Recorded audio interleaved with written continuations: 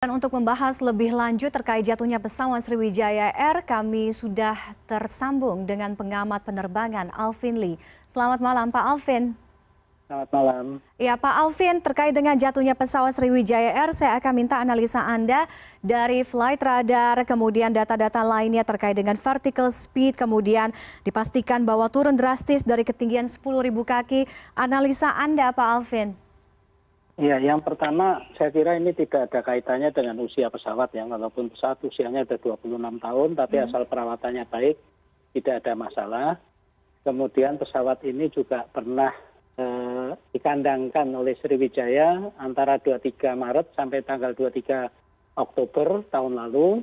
Setelah itu sudah aktif lagi terbang. Nah, kita tahu apa penyebabnya, tapi kalau saya memperhatikan grafik dari data-data penerbangan tadi, kecepatan, ketinggian, dan sebagainya, dapat dilihat bahwa pesawat tersebut mengalami kehilangan ketinggian secara drastis ya, pada ketinggian kurang lebih 10.000 kaki di atas permukaan laut. Di kecepatan vertikalnya, yaitu kecepatan turunnya itu mendekati 30.000 kaki per menit. Jadi kalau ada ketinggian 10.000 kaki, terhempas sampai ke permukaan itu hanya butuh 1/3 menit atau 20 detik. Oke, cepat sekali. Kemungkinan besar pesawat tersebut ketika turun kehilangan ketinggian demikian cepat, itu pesawat juga sudah tidak dapat dikendalikan. Oke. Demikian. Oke, 1/3 menit artinya kurang lebih 20 detik tadi Pak Alvin sampaikan prediksinya. Apa yang membuat pesawat bisa dalam kondisi seperti itu? Secara teknis, apa yang terjadi dalam beberapa saat setelah take off? Tadi juga sempat dalam konferensi pers Menteri Perhubungan Budi Karya Sumadi dijelaskan pada pukul 14.40 Jakarta terus melihat Sriwijaya tidak ke arah 075 derajat melainkan ke arah barat laut. Ini yang juga ditanyakan oleh pihak Air Traffic Controller selaku pemandu lalu lintas udara, mengapa pesawat ini mengarah ke barat laut? Apa penjelasannya Pak Alvin? Ya, kalau mengarah ke barat laut itu kan untuk departure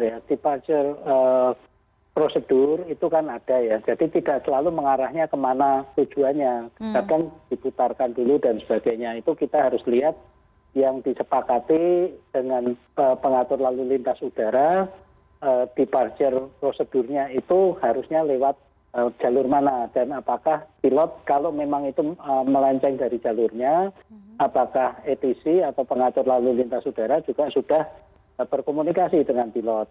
Kemudian kalau untuk ketinggiannya itu masih di bawah 10.000, kemungkinan itu juga baru beberapa menit take off, itu pesawat juga belum stabil ketinggiannya. Di dalam kabin pasti tanda kenakan sabuk pengaman pasti juga masih hidup.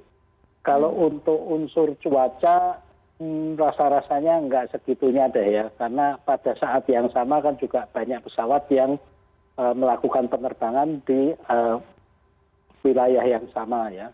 Jadi kemungkinan bisa saja pesawat mengalami masalah dengan sistem kendali. Kalau mesin juga tidak begitunya, sebab kalau mesin itu bermasalah pesawat masih bisa melayang, bahkan mesin 2 mati pun pesawat masih bisa melayang, dikendalikan mendarat darurat. Tapi ini kan sedemikian drastis, saya cek kelihatannya juga tidak ada medical ya, atau panggilan darurat. Pilot juga tidak melaporkan kondisi kerusakan atau kondisi darurat kepada Air Traffic Controller, sehingga kemungkinan besar ini terjadi sedemikian cepat dan mendadak, pilot tidak sempat berbuat apa-apa. Demikian. Iya, tadi juga kami dapatkan informasi dari Basarnas bahwa tidak ada sinyal darurat atau beacon dari pilot, Pak Alvin.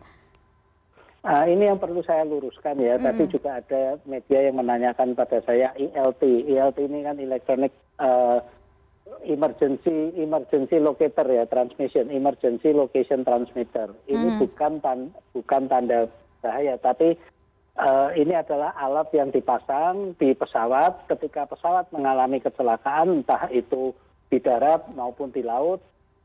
ILT ini akan memancarkan sinyal ini untuk memudahkan SAR untuk mencari lokasinya, menentukan lokasinya. Nah, kita juga ingat ketika Lion Air JT610 itu jatuh di perairan Karawang, itu juga sinyal ILT-nya sulit dideteksi karena ternyata bagian pesawat yang di mana ILT itu berada itu tenggelam ke dasar laut dan tertutup lumpur. Ini ibaratnya kita menaruh handphone kita di bawah meja atau di bawah ranjang itu kan juga kesulitan kan sinyalnya untuk tembus. Jadi itu bukan sinyal tanda mara bahaya, tapi itu adalah sinyal untuk menunjukkan lokasi di mana. Demikian. Oke, kalau terkait dari tadi dugaan pesawat melenceng dari jalur, kalau tadi Pak Alvin sebutkan sejauh ini mungkin prediksinya ada sistem kendali, kemudian juga mesin gitu. Boleh dijelaskan lebih lanjut Pak Alvin? Kita tahu bahwa pesawat ini juga sudah digunakan beberapa kali dalam waktu hari ini dan juga paling tidak seminggu ke belakang. Iya, kalau untuk pesawat saya kira beberapa hari terakhir ini aktif dan tidak sejauh ini belum ada laporan pesawat itu mengalami keluhan ya. Kalau sistem kendali ini juga seperti apa yang terjadi dengan AirAsia QZ8501 itu mengalami masalah dengan elevatornya sehingga pesawat itu menghujam ke laut ke bawah kan. Jadi itu sistem kendali ini sayap horizontal pada bagian belakang ini yang mengatur pesawat itu mendongak atau menukik. Itu bisa di sana, bisa juga pesawat ini dalam kondisi belum stabil, kemudian mengalami high speed stall, ini juga bisa. Saya tidak berani berspekulasi ya, dan bahkan kalau melihat sedemikian tepatnya pesawat itu kehilangan ketinggian, saya juga tidak mengkesampingkan misalnya ada kemungkinan terorisme atau juga sabotase di sana. Saya tidak berani berspekulasi, tapi banyak kemungkinan itu.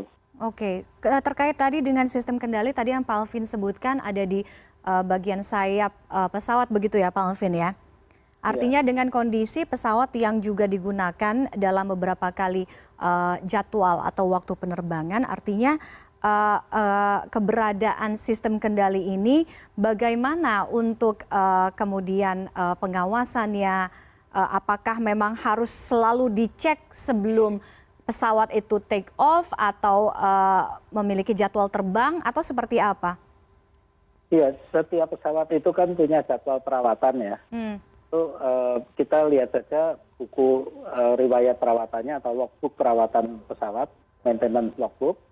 Kita lihat apakah di sana ada keluhan-keluhan, apakah keluhan-keluhan itu sudah ditindaklanjuti atau tidak. Dan pada akhir setiap penerbangan, pilot itu juga memberikan catatan pada teknisi, apakah ada gangguan pada pesawat tersebut. Nah, ini kita perlu membuka lagi logbook pemeliharaan pesawat tersebut untuk melihat apakah ada riwayat masalah dengan sistem kendali atau tidak. Oke. Belum tentu juga sistem kendali, bisa juga unsur lain sih. Gitu, Mas. Oke, paling tidak itu pengecekan logbook itu tadi ya Pak ya. Baik, Pak Alvin nanti kita akan terus update terkait dengan jatuhnya pesawat Sriwijaya Air SJ182. Terima kasih Pak Alvin waktunya sudah bergabung dengan CNN Indonesia malam hari ini.